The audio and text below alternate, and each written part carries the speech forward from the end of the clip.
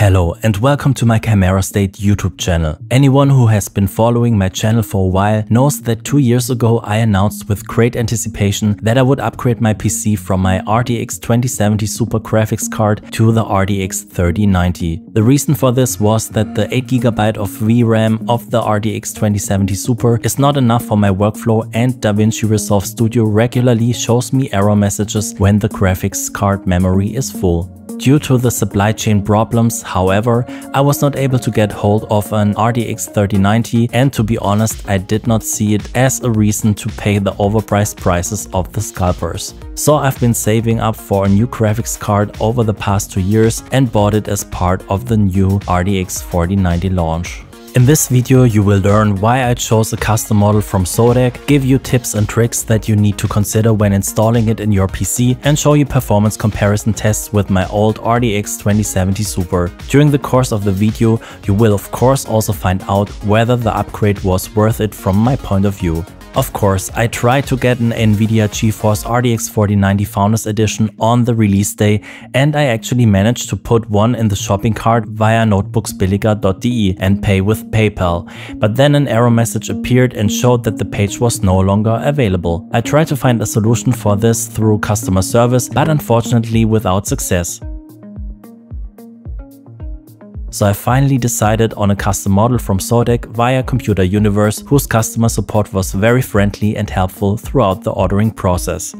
Ultimately, I chose the ZOTAC Gaming GeForce RTX 4090 Trinity OC as it has a few features that appeal to me, not present on the other graphics cards. Of course, all custom models are basically the same and are based on the new NVIDIA Ada Lovelace architecture, which promises twice the performance and energy efficiency on average. Gamers will be interested in improved Raytracing and NVIDIA DLSS 3. Here, additionally, frames are calculated using AI, which significantly increases the refresh rate. For my music production and video editing PC, it was particularly important to me that the graphics card is of high quality and with good longevity. It was also important to me that due to the high performance, quiet fans are installed and the graphics card does not suffer from coil whine, as some other RTX 4090 models have been reported. Noise of any kind is an absolute no-go, especially when recording vocals or instruments. The Zotac GeForce RTX 4090 Trinity OC advertises with fast performance, powerful cooling and a long-lasting service life, so that after registration you even get a warranty extension of up to 5 years. The graphics card is available in 3 versions. Unlike the Trinity OC version I went for, the standard version cannot be overclocked and also has a lower base clock of 2520 MHz compared to 2535 MHz for the Trinity OC version. The high-end GeForce RTX 4090 AMP Extreme Aero model is overclocked the most at 2580 MHz and also has 5-zone Spectra 2.0 ARGB lighting, although that didn't play a role in my purchase decision process since I used the graphics cards in my studio PC housing and is unseen. Zotac advertises the so-called Aero Design and iStorm 3.0 cooling system, which in combination should ensure that the graphics card is well ventilated and cooled, and thus also results in optimal heat exchange and quiet performance, which I can also confirm in use. Despite 50% larger fan blades compared to the predecessor, you don't hear anything during basic operation. The fan shroud has also been improved so that a more stable airflow is achieved compared to the previous generation. The heatsink has also been increased by 30%, and all in all this also explains why you need a correspondingly large housing for the graphics card. In my PC the graphics card takes up 3.5 slots and measures 14 inch in length, 5.9 inch in width and 2.8 inch in height. Here you can see the 9 built-in copper head pipes, which ensure that the heat is distributed, and Zotac highlighted the use of the best available materials here. As already mentioned, it is absolutely important for me in my music studio that the graphics card runs absolutely quiet when producing music, and here Zotac delivers with a quiet airflow along with built-in vibration dampers guarantees a truly quiet setup.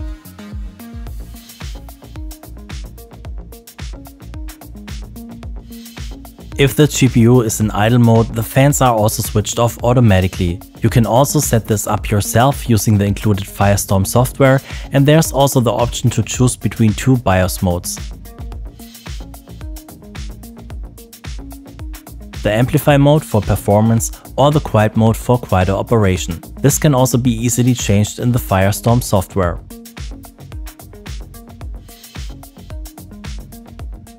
Of course, a good design of a graphics card is always a matter of taste and, to be honest, is a secondary consideration for me. Stability and durability were the most important criteria to me when choosing the model, and the overall build quality of the Zotac Trinity OC made a really solid impression on me. Since the graphics card is not lightweight, a support is included. You must make sure that you install it as shown in the picture and that it does not get in the way of the fans, otherwise they will stop. Last but not least, Zotac's graphics cards are also equipped with LED lighting, but since I don't have a transparent PC case, I turned off this feature in the BIOS. For everyone who cares, the graphics cards offer different modes and also the option to connect an external light strip.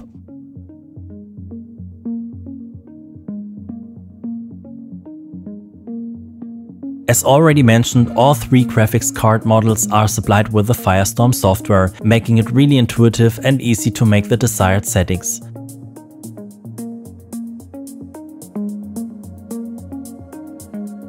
You can use it to control the clock frequency and voltage, view the temperature and set the fan speed, and have an insight into all important statistics of the card. But now to the unboxing. The card arrived well packaged and I immediately noticed the product packaging, which has the most important specs outlined on the front and back. Inside the outer packaging is the actual box, which, once opened, contains the operating instructions and a trading card.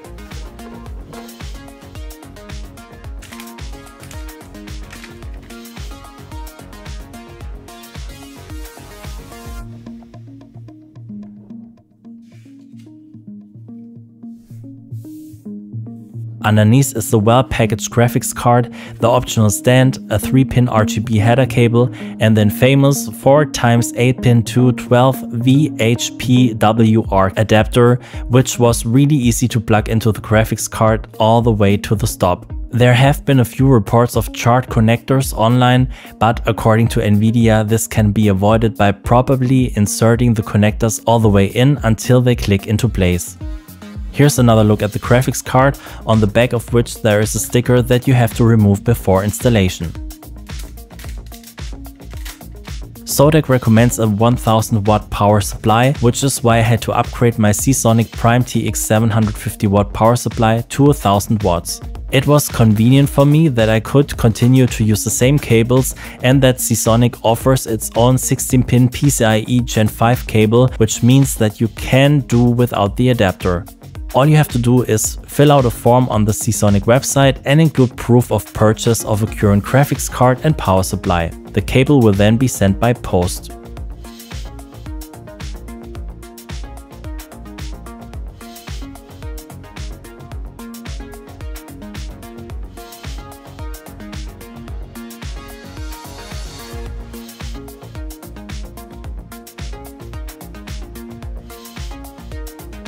And this is it for my setup, and compared to my RTX 2070 Super, the performance has increased by almost 4 times.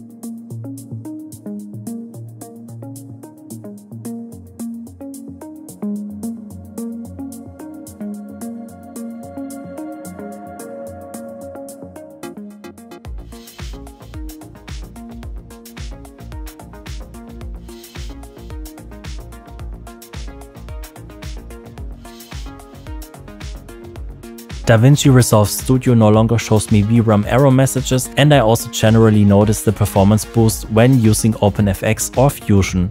Oddly enough, nothing has accelerated in the render time compared to the RTX 2070 Super. I had also expected a performance boost here.